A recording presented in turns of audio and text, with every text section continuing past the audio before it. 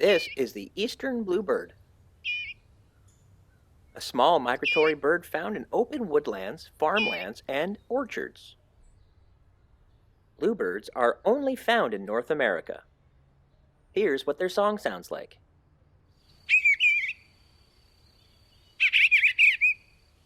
At one time, the Eastern Bluebird was quite scarce in our region, but have made a comeback in part due to man-made bluebird boxes, like this one seen here.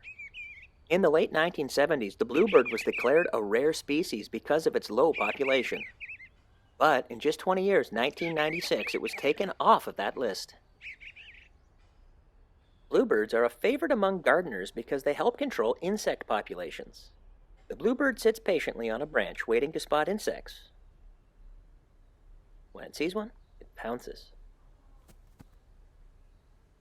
Bluebirds will migrate south in the winter when food becomes scarce. But I personally have seen bluebirds in Essex County in the middle of winter. For more birding videos, check out my YouTube channel, Michael Evans, Windsor, Ontario. And tell me, what's your favorite bird? Let me know in the comment section.